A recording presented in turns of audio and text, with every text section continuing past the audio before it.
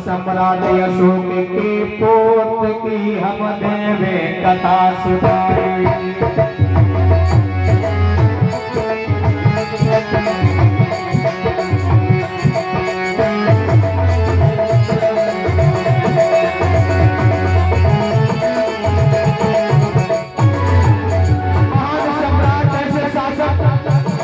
अखंड भारत को अखंड बनाया और भाई ऐसा सम्राट करेगा बाबा दोस्त कहलाई। अरे भोले के पुत्र पुराण की हम देवे कथा सुनाई।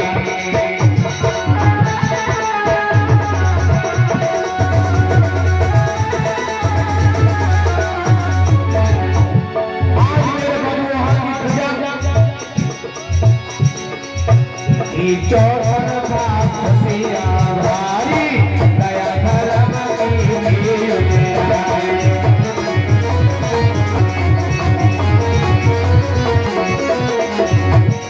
घर घर में प्रजा को संभारी राजा दिल में मगन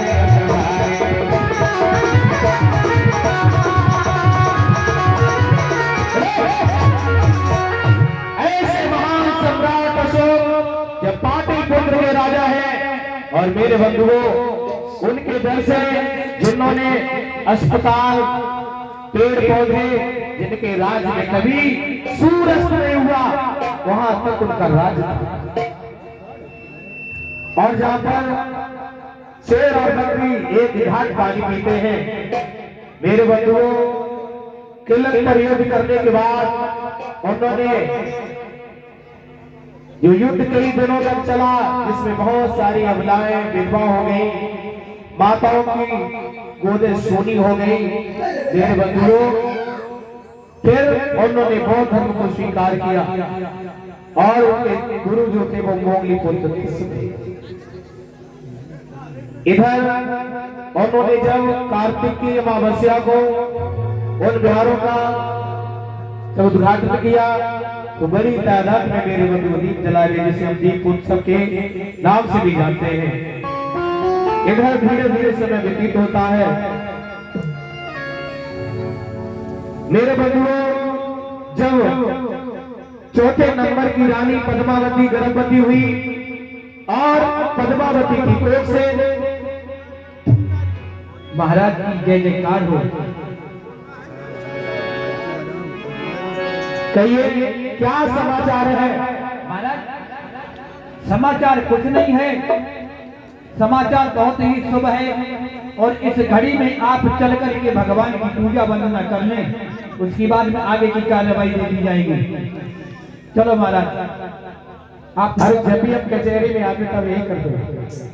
नहीं महाराज इस बार खुशखबरी पूजा वंदना कर लो। भाई बताएं पूजा वंदना कर लो, भगवान की पूजा वंदना करो।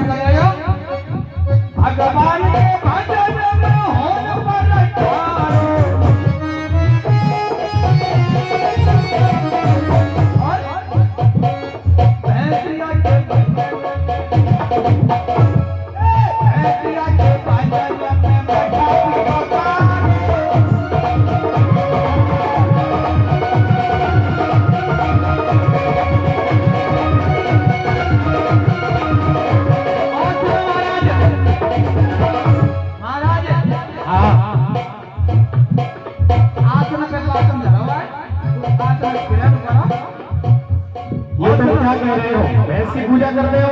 गाना सुन ले। हाँ। भगवान के भजन में तिलक लगावो भैया से।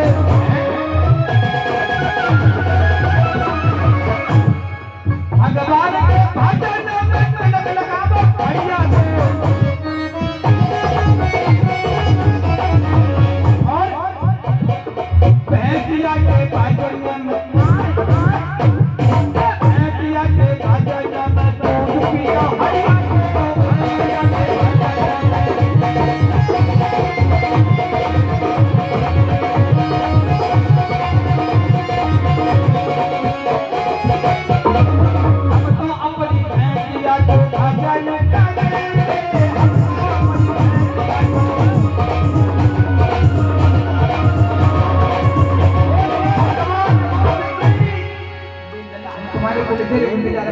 अरे पद्मावती महारानी ने एक सुंदर जनों पाई।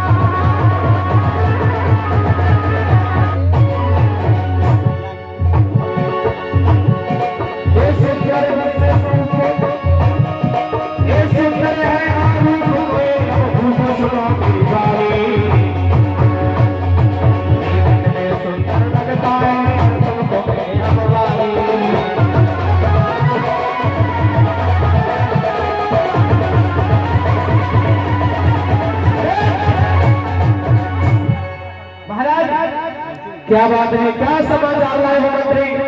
महाराज से जाओ। जब इतनी जोर आप चिल्लाते हो ना तो हम पुरानी कबड्डी खेलने लगते हैं। महाराज बात क्या है?